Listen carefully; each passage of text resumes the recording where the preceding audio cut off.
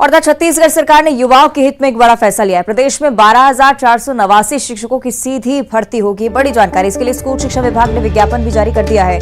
युवा 6 मई से यानी कि कल से ऑनलाइन आवेदन इसके लिए कर सकेंगे। 6,285 सहायक शिक्षकों की भी भर्ती होनी है, जबकि 432 व्याख्याता के पदों पर भी आवेदन किए जा सकेंगे। तो लंबे समय से जो भर्तियां अटकी हुई थी, शिक्षकों की भर्तियों के लिए लगातार युवा मांग कर रहे थे, और अब ये रास्ता खुलता हुआ कल यानी कि 6 मई से इसके लिए ऑनलाइन आवेदन दिए जा सकेंगे। तो शिक्षकों के पद, साथ ही साथ सहायक शिक्षकों के पद पर भी भर्ती होनी है। और 58% आरक्षण का रास्ता साफ होने के बाद सीजीपीएससी ने भी वन सेवा संयुक्त परीक्षा के इंटरव्यू को शेड्यूल कर दिया है। शेड्यूल के मुताबिक अब 18 मई से 3 जून के बीच इंटरव्यू होगा और वन सेवा के लिए 211 पदों पर भर्ती की जानी है। लिखित परीक्षा में 635 अभ्यर्थी पास हुए थे और अब उनके इंटरव्यू को लेकर ये शेड्यूल जारी किया गया है।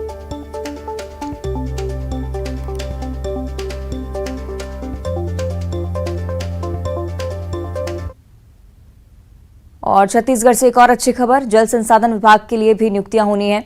352 उप अभियंताओं की नियुक्ति के लिए आदेश जारी हो चुके विभाग की तरफ से। सीएम भूपेश बघेल के निर्देश पर यह आदेश जारी हुए हैं। 58% आरक्षण बहाल किया गया।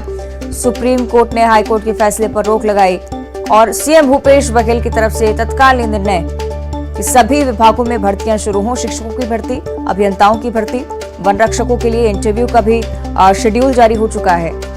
सीएम भूपेश बघेल के निर्देश पर यह आदेश जारी हुए हैं।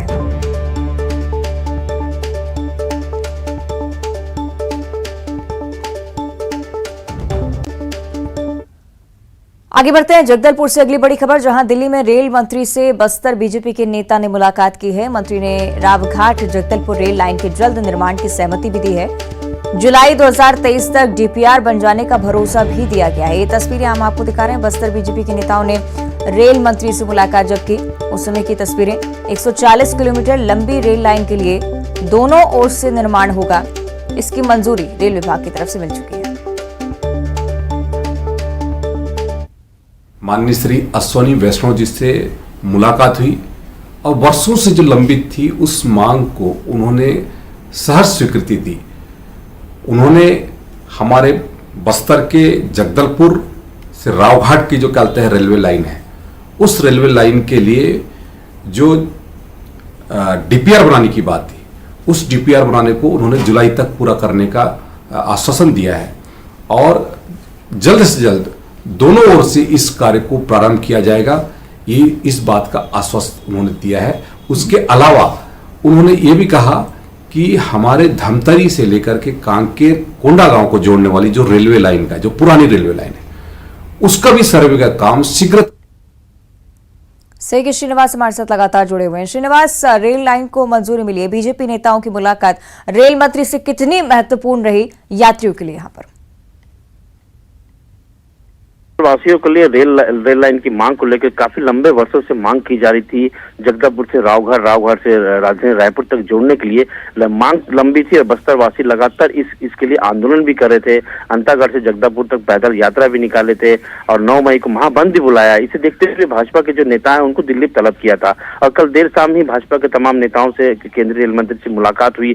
काफी राहत की खबर है कि अब काम शुरू हो जाएगा। 140 किलोमीटर की जो लंबी किलोमीटर का जो सफर है उसके लिए काम दोनों ओर से किया जाएगा। डीपीआर तैयार किया जाएगा जुलाई माह में। तो कुछ कह सकते हैं कि जो भाजपा नेताओं को दिल्ली तक बुलावा था वो कुछ राहत बस्तर वासियों के लिए है, लेकिन अभी भी इंतजार है कि बस्तर वासियों को रेल कब तक पूरा मिलेगा।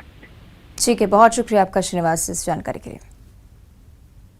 और ट्रेलर रिलीज होने के साथ साथ विवादों में घिरी फिल्म द केरला स्टोरी आज रिलीज हो रही है और दूसरी ओर कई राजनीतिक पार्टियां और संगठन फिल्म की रिलीज को लेकर विरोध दर्ज करवा रहे हैं। इस बीच मध्य प्रदेश और छत्तीसगढ़ में जहां कांग्रेस ने द केरला स्टोरी का विरोध जताया है, वहीं मध्य प्रदेश में फिल्म को टैक्स फ्री करने की मांग उठने लगी है।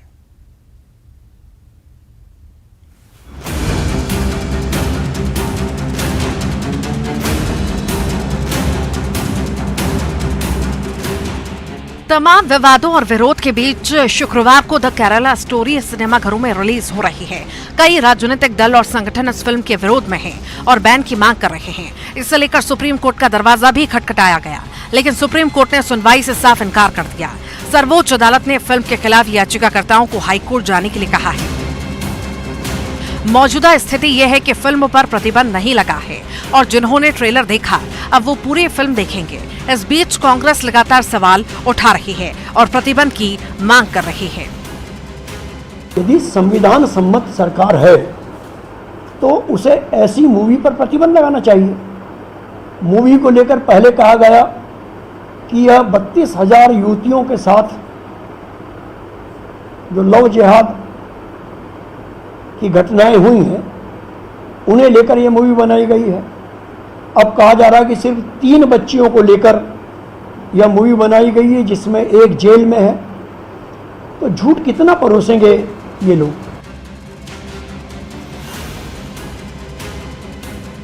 लेकिन प्रतिबंध की बात तो दूर, मध्य प्रदेश में फिल्म को टैक्स फ्री करने की मांग उठने लगी है।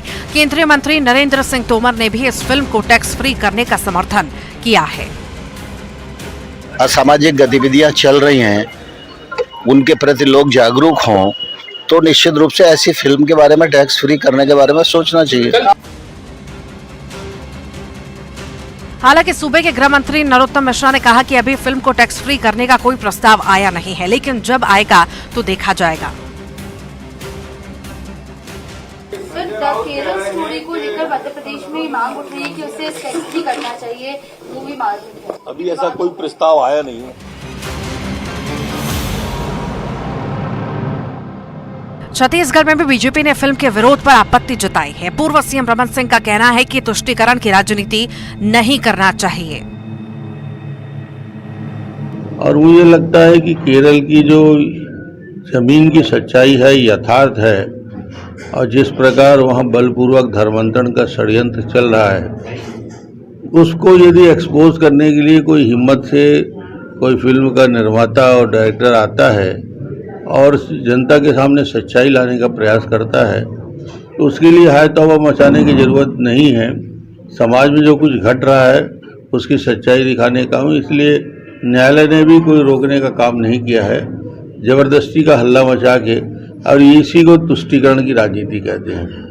यदि बहुसंख्यक समाज प्रताड़ित हो तो उसकी आवाज़ को कोई उठाने वाला ना हो, तो ये गलत तरीका है।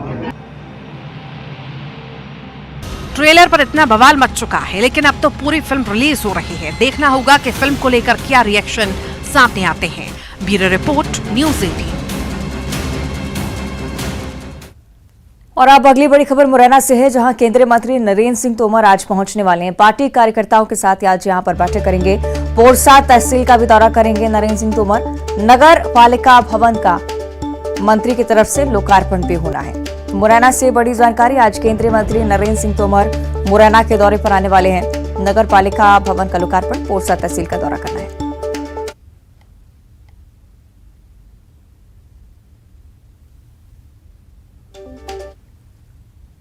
और अब भोपाल से अगली बड़ी खबर, जहां दीपक जोशी के कांग्रेस में शामिल होने की चर्चाएं एक बार फिर से तेज हो गई हैं। 6 मई को कांग्रेस में शामिल होंगे दीपक जोशी और सुबह 11 बजे का वक्त इसके लिए तय किया गया है।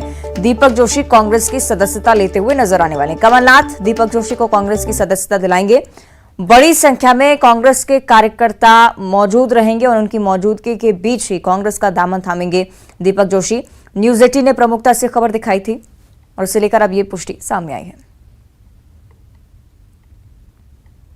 और भोपाल से अगली बड़ी खबर, जहां बेखौफ है बदमाश। ऐशबाग क्षेत्र में बदमाशों ने दहशत फैलाने की कोशिश की है।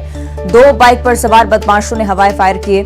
आधा दर्जन बदमाशों ने 4 हवाई फायर किए। ऐशबाग क्षेत्र के सोनिया कॉलोनी ब्रिज के पास बने चौराहे का पूरा मामला। पुलिस अब अज्ञात बदमाशों की तलाश में जुटी हुई है। सरप्राइज गश्त पुलिस की तरफ से, लेकिन इसके बावजूद बदमाशों में कोई खौफ नजर नहीं आता है।